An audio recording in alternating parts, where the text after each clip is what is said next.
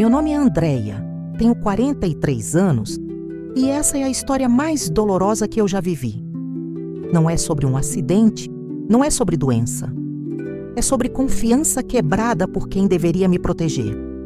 É sobre anos de sacrifício jogados no lixo por uma pessoa que dormiu no meu sofá, comeu da minha comida e destruiu minha vida sem piscar. Eu sempre fui a irmã responsável. Sabe aquela pessoa que a família inteira liga quando precisa de alguma coisa? Essa era eu. Desde os 18 anos, quando minha mãe ficou doente, eu larguei a faculdade de administração no 2º semestre para cuidar dela. Minha irmã mais nova, a Camila, tinha 14 anos na época. Ela continuou estudando, continuou saindo com as amigas, continuou vivendo a vida dela, enquanto eu virava enfermeira, cozinheira, faxineira e ainda trabalhava como recepcionista para pagar as contas. Minha mãe tinha diabetes avançada e problema no coração. Eram remédios caros, consultas toda semana, insulina todo mês. Meu pai tinha morrido quando eu tinha 16 anos, então era só eu e a Camila. Só que, na prática, era só eu. Ela ia para a escola, voltava, trancava o quarto e eu que ficava acordada até tarde cuidando de tudo. Ninguém me agradecia. Ninguém perguntava se eu estava cansada. Era só: Andréia, cadê o remédio da mãe? Andréia, a mãe tá passando mal. Andréia, precisa marcar consulta. Quando minha mãe faleceu, eu tinha 28 anos. 10 anos da minha vida dedicados a ela. Eu não namorei direito, não viajei, não fiz nada que uma menina da minha idade fazia. E a Camila? Ela chorou no velório, mas uma semana depois já estava de volta para a rotina dela, faculdade de psicologia paga, com a grana que sobrou da venda da casa da minha mãe, que eu administrei sozinha. Foi nessa época que eu conheci o Rodrigo. Ele era vendedor na loja de materiais de construção onde eu trabalhava como assistente administrativa. Simpático, atencioso, sempre com uma piada pronta. Ele foi a primeira pessoa em anos que perguntou: "E você, Andréia, como você tá?" Parece bobeira, mas aquilo mexeu comigo. Alguém finalmente me enxergava como pessoa, não como a mulher que resolve os problemas dos outros. A gente começou a namorar e 6 meses depois estávamos morando juntos. Nada muito luxuoso. Um apartamento de 2 quartos num bairro simples, mas era nosso. Eu finalmente tinha algo meu, alguém meu. Pela primeira vez na vida eu me senti leve. Tudo começou a desandar quando a Camila apareceu na minha porta numa terça-feira à noite, com 2 malas e os olhos vermelhos de chorar. Ela tinha terminado a faculdade, mas não conseguia emprego. Estava morando com uma amiga, mas a amiga ia se mudar para outro estado. Ela não tinha para onde ir. "Andréia, é só por uns meses, só até eu me organizar, por favor." Rodrigo olhou para mim com aquela cara de: "Você é quem decide." Mas eu vi no olhar dele que ele não queria. Mas como eu ia negar? Era minha irmã, sangue do meu sangue. Ela tinha 24 anos, nenhuma experiência de trabalho, nenhum dinheiro guardado. Eu não podia deixar ela na rua. "Tá bom, mas é temporário, viu?" Temporário virou 6 meses. 6 meses viraram 1 ano. 1 ano virou 2 anos e meio. A Camila não procurava emprego de verdade. Ela mandava currículo, sim, mas sempre tinha uma desculpa. O salário era baixo, o horário era ruim, o local era longe. Enquanto isso, ela dormia até meio-dia, assistia série o dia inteiro e à noite saía com as amigas. Eu e o Rodrigo pagávamos tudo: aluguel, luz, internet, comida. Ela nem oferecia ajuda. Quando eu pedia para ela pelo menos lavar a louça, ela fazia de má vontade e deixava tudo pela metade. Rodrigo começou a reclamar: "Andréia, sua irmã está abusando, ela não faz nada, isso aqui não é hotel." Eu defendia ela. "Ela está passando por um momento difícil, amor. Ela vai melhorar." Mas no fundo, eu sabia que ele tinha razão. Só que eu não conseguia mandar ela embora. Eu tinha medo dela ficar na rua, de algo acontecer e a culpa cair em mim. A convivência começou a ficar pesada. A Camila reclamava de tudo. Reclamava que a internet era lenta. Reclamava que não tinha comida que ela gostava. Reclamava que eu e o Rodrigo fazíamos barulho de madrugada. A gente trabalhava cedo e acordava às 5h30. Uma vez, eu cheguei em casa depois de um dia exaustivo no trabalho e ela estava no sofá, de pijama, comendo as bolachas que eu tinha comprado para a semana. Eu perguntei: Mila, você não ia procurar emprego hoje? Ela me olhou com raiva e respondeu: Você não é minha mãe, Andréia. Para de me cobrar. Naquele momento eu me sentia a pessoa mais útil e a mais invisível ao mesmo tempo. Como se minha vida só tivesse valor quando estava servindo alguém, mas minha voz não importasse. Se você já se sentiu assim, sendo aquele que segura tudo nas costas enquanto os outros só aparecem para usufruir ou reclamar, me conta nos comentários, porque eu sei que eu não sou a única a passar por isso. Rodrigo estava cada vez mais distante. A gente mal conversava. Ele chegava do trabalho, jantava em silêncio e ia para o quarto. Quando eu tentava falar sobre a Camila, ele só dizia: Você que sabe, Andréia, você sempre deixa todo mundo pisar em você mesmo. Aquilo doía porque era verdade, mas eu não sabia como mudar. Os meses foram passando e a situação só piorou. A Camila conseguiu um trabalho meio período numa loja de roupas, mas o salário era baixo e ela gastava tudo em balada. Ela nunca ofereceu R$1 para ajudar em casa. Quando eu pedia, ela dizia: Eu ganho pouco, Dréia. Você ganha mais, é justo que você pague mais. Justo. Essa palavra me perseguia. Rodrigo começou a sair mais.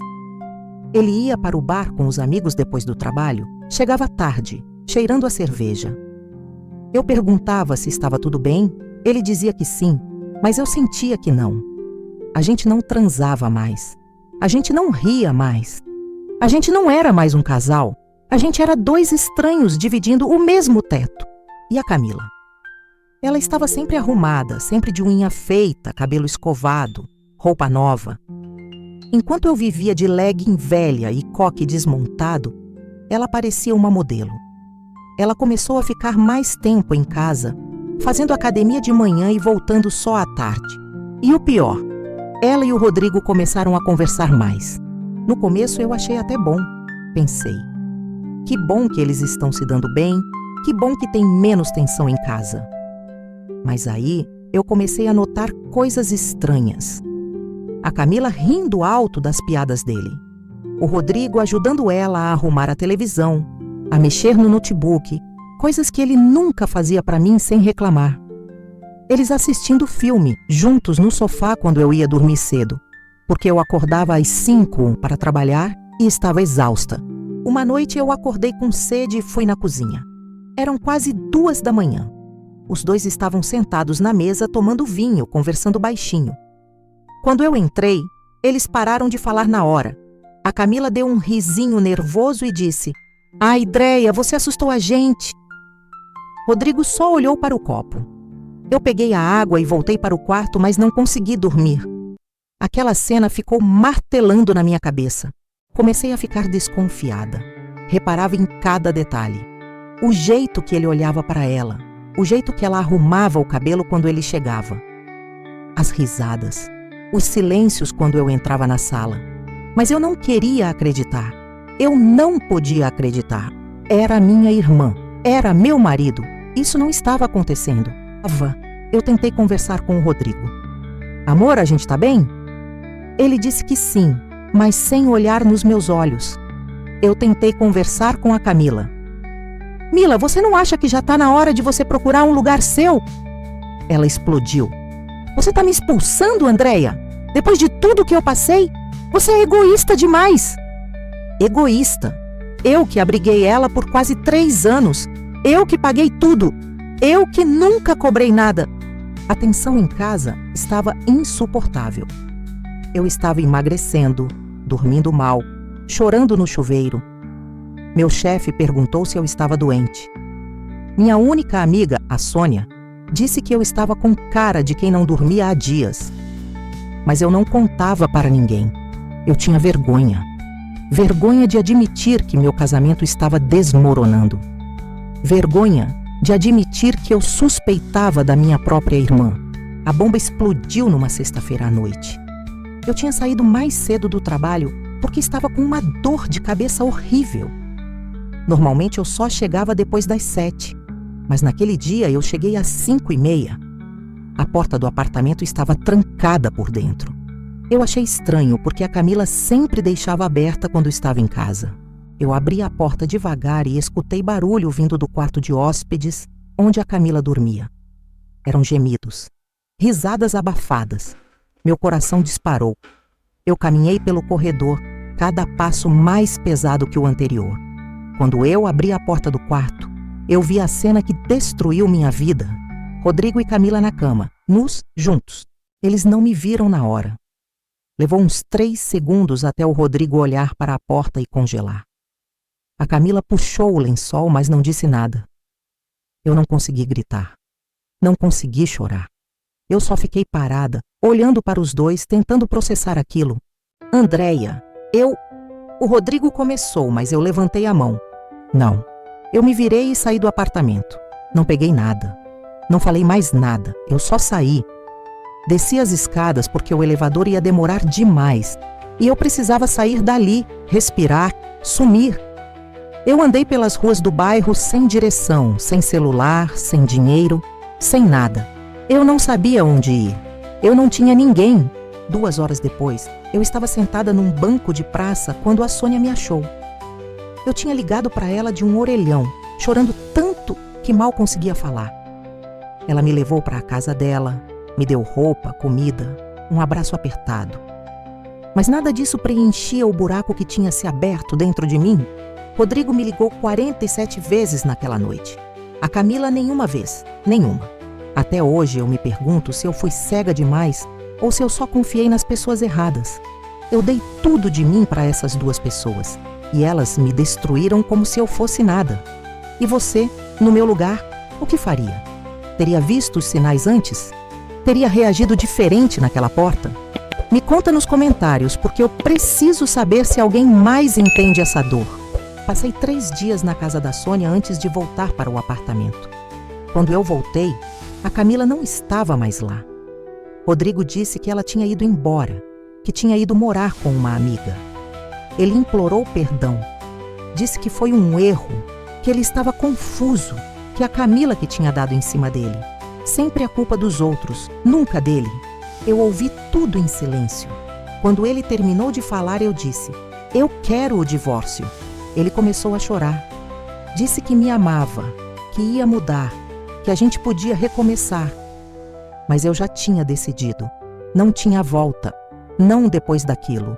Não com ele. Não com ela. O processo de divórcio foi rápido, porque a gente não tinha filhos e nem muitos bens. Eu fiquei com a maior parte, porque o apartamento estava no meu nome. Rodrigo saiu de casa em 2 semanas. Eu mudei a fechadura no mesmo dia. A Camila tentou me ligar algumas vezes. Eu bloqueei. Ela mandou mensagem por outros números, pedindo desculpa, dizendo que as coisas aconteceram, que ela não planejou, que ela estava vulnerável. Vulnerável. Depois de 3 anos morando de graça na minha casa, comendo da minha comida, usando da minha boa vontade, ela se achava no direito de ser vulnerável com o meu marido. Teve uma vez que ela apareceu no meu trabalho. Eu estava saindo e ela estava na porta esperando. Ela tentou me abraçar. Eu dei um passo para trás e disse bem baixo, para ninguém ouvir: se você encostar em mim, eu grito. Se você aparecer aqui de novo, eu chamo a polícia. Você morreu para mim. E eu virei as costas e fui embora. Eu bloqueei ela em tudo. Apaguei todas as fotos. Doei todas as coisas que ela tinha esquecido no apartamento. Eu cortei ela da minha vida como quem arranca um tumor. Dói, mas é necessário. Hoje, 2 anos e meio depois, eu estou reconstruída. Não completamente curada, mas de pé. Fiz terapia. Voltei a estudar. Terminei a faculdade de administração que eu tinha largado 20 anos atrás. Consegui uma promoção no trabalho. Estou morando sozinha e pela primeira vez na vida eu gosto da minha própria companhia. Rodrigo tentou voltar algumas vezes. Eu ignorei todas. Ele está morando com outra mulher agora. Descobri pelo Instagram de uma conhecida em comum. A Camila eu não sei onde está. E não quero saber. Para mim, ela não existe mais. O mais difícil foi aceitar que eu deixei aquilo acontecer. Não a traição em si, porque isso foi escolha deles. Mas eu deixei a Camila sugar minha vida por anos. Eu deixei o Rodrigo me tratar como segunda opção. Eu deixei todo mundo me usar, porque eu tinha medo de ser abandonada, de ficar sozinha, de ser a vilã da história. Hoje eu sei que estar sozinha não é a pior coisa do mundo. A pior coisa é estar cercada de gente que te usa, te despreza e ainda te faz sentir culpada por existir. Tem gente que me pergunta se eu perdoaria ela. Se um dia a Camila viesse pedir desculpa de verdade, se eu daria uma segunda chance? A resposta é não. Não porque eu sou rancorosa, mas porque eu aprendi que perdão não é sobre aceitar a pessoa de volta na sua vida. Perdão é sobre você se libertar da raiva e seguir em frente. E é isso que eu fiz. Eu perdoei, mas não esqueci. Eu segui em frente, mas não voltei atrás. E hoje, quando eu olho no espelho, eu vejo uma mulher que sobreviveu, que levantou, que escolheu ela mesma. E isso ninguém vai tirar de mim. Eu sei que muita gente vai me julgar por ter cortado minha irmã da minha vida para sempre, mas só quem vive uma traição dessas sabe o peso que isso tem. Você teria feito o mesmo que eu? Teria conseguido perdoar? Ou teria tomado uma decisão diferente? Me conta nos comentários. Eu quero muito saber o que você pensa sobre isso.